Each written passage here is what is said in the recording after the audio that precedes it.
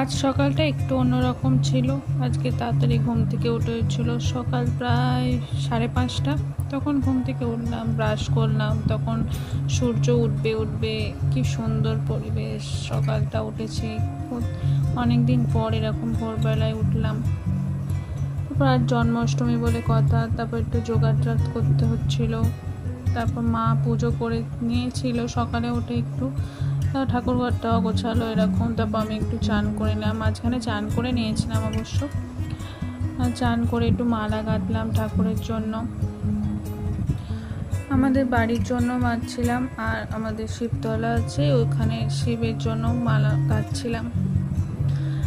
আর জন্মাষ্টমী বলে কথা, চন্দন লাগবে, একটু চন্দন বাঁধলাম আর একটু আলপনা দিয়ে দিলাম। চৌকাটা একটু আলপনা দিতে হয়, সেই রকম একটু আলপনা দিয়ে দিলাম তাড়াহুড়ো করে, কারণ টাইম হয়ে যাচ্ছিলো। বাউন এসে যাওয়ার তাড়াহুড়ো ছিল। তারপর নিচে এসে দেখি মা ফুরুলি করছে ঠাকুরের জন্য, লুচিও ভাজা হয়ে গেছে। মাঝখানে বাউন চলে এসেছিলো, পুজো শুরু করে দিয়েছে। যেরকম পুজো হয় করছিল, মন্ত্র পড়ছিল, বেশ সুন্দর ঠাকুরের পুজো হচ্ছিল। আপনাদের সাথে একটুখানি শেয়ার করছিলাম।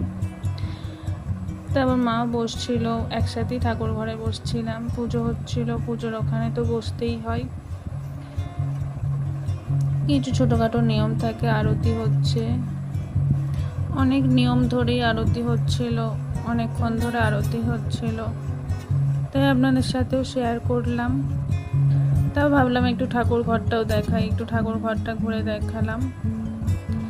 তারপর আরতি যেমন হচ্ছে চলছিল, তারপর একটুখানি দেখাচ্ছিলাম।